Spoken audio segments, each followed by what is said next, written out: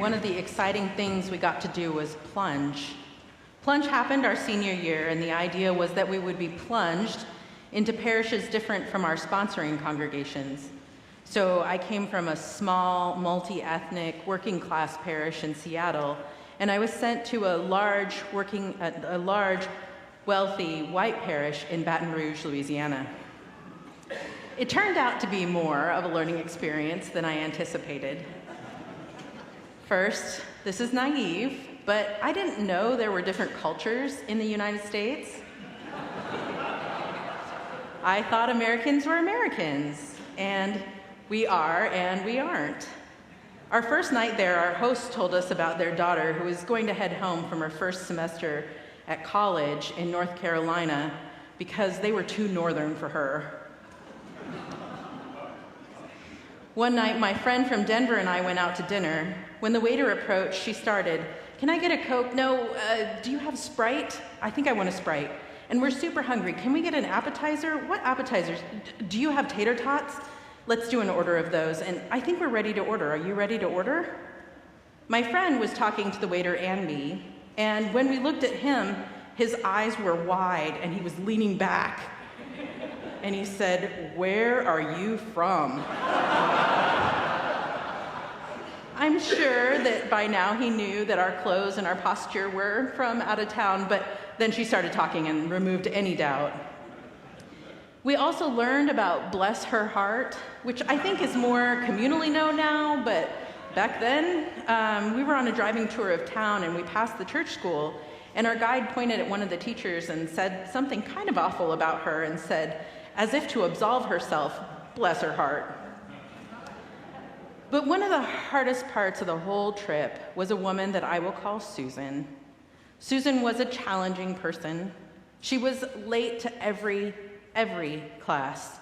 And then, instead of quietly slipping in, she'd come in and pick just the right desk, and she'd take off her big coat and wrestle it onto her chair back.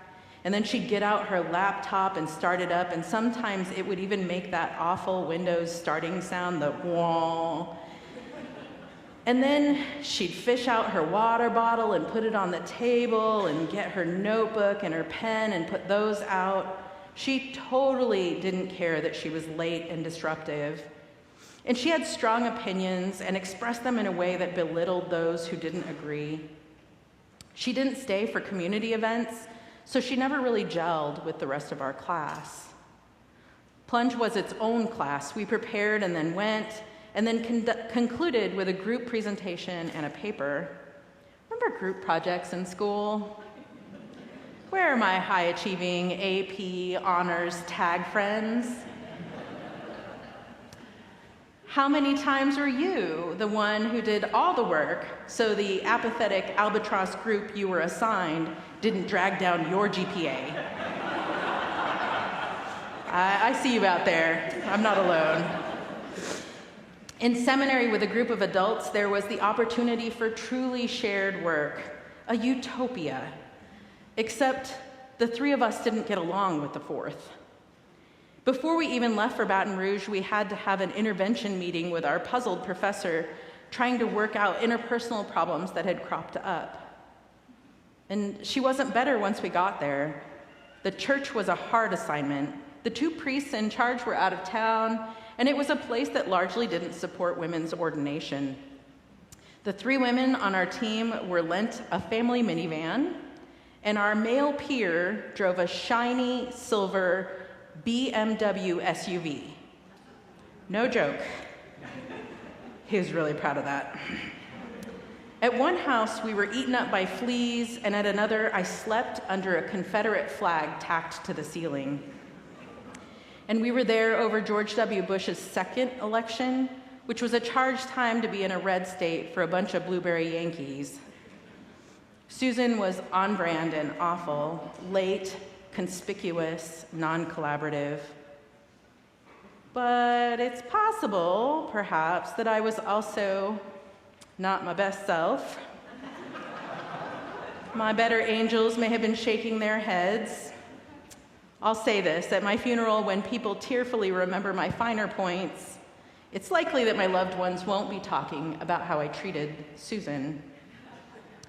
Today's gospel is one of the recommended readings for funerals in the Book of Common Prayer, and the one that families choose most often. It starts in a soothing place. Jesus said, "Do not let your hearts be troubled. In my Father's house there are many dwelling places. If it were not so, would I have told you that I go to prepare a place for you?" It's balm for a heartbroken moment. Don't worry, Jesus has this. The Gospel of John was written a little later than the others. John's story overlaps with Matthew, Mark, and Luke, but also does its own thing. John poetically and unapologetically holds space for the mystery through signs, metaphor, and analogy. It's the gospel that we use for major feast days and all of the season of Easter, because so much of what we believe is beyond words and definition. God coming as human, God who died and rose again. Like so much good poetry, John helps us to understand the incomprehensible by using the ordinary experiences of our lives.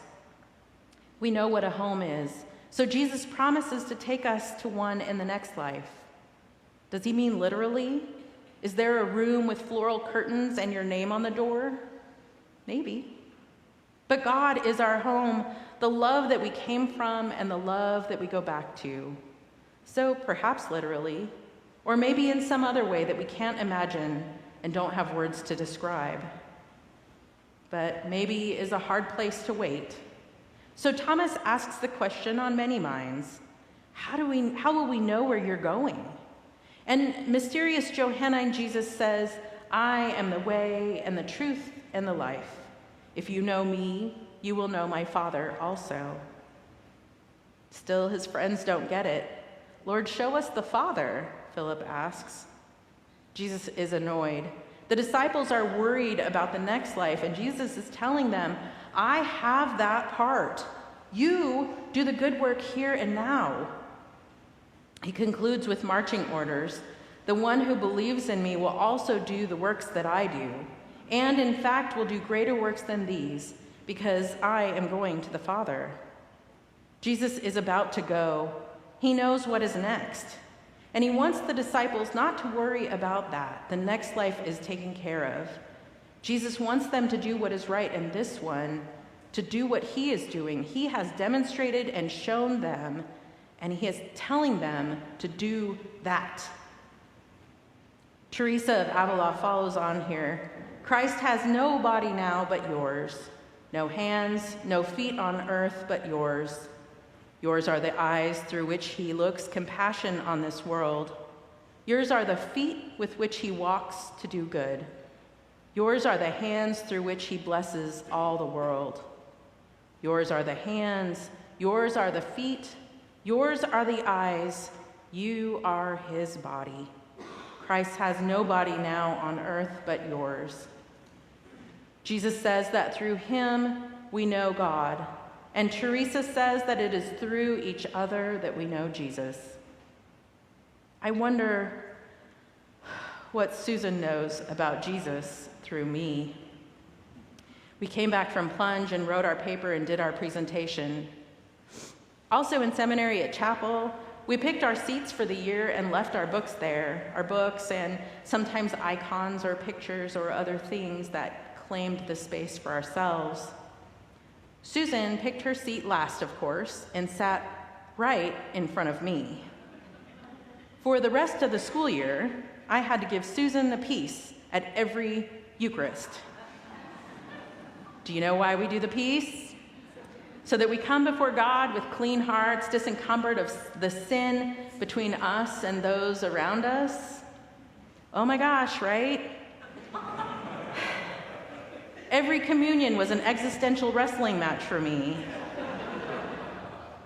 So I prayed for her and for me and asked forgiveness and took communion. And then I did it again the next time. I wonder how our relationship could have been different if I sought out the divine spark of love that resides in her. If I had stopped to wonder what made her late, or why she didn't feel self-conscious about what time or how she arrived, or about what in my cultural background made me so offended by it. Tracy Blackmon posted yesterday, "No matter what others call you, God calls you beloved." What about that? I believe that Susan is beloved of God, but what if I treated her as if that had been true? And what if I remembered that I was Christ's hands and feet in this world, an embodiment of God's love, sharing with those I encounter in my brief time in this world? What if I'd asked questions and empathized and tried to like her from the very beginning? I am embarrassed and sorry for our plunge into bad behavior. At chapel, we were welcomed back with a fancied up plunger, one of the old school ones with the big brown rubber cup decorated with ribbons and silk flowers. It probably wasn't commentary on our behavior, but it could have been. In about 10 days, we will celebrate the Ascension, when Jesus returned to God for good, to wait at the gate, to shepherd us home when it is our time. And until that time, we are his hands and feet, the eyes of his compassion. This gospel starts with, "Let not your heart be troubled." The "your" here in Greek is plural, while the heart is singular. Jesus offers balm to the one heart that beats in all of us. Fierce love, deep kindness, thoughtful care, genuine forgiveness. It pumps through each of us together. Let our hearts not be troubled, but beating or even pounding with passion, love, and a hunger for justice until we meet Jesus at the gate on our last day.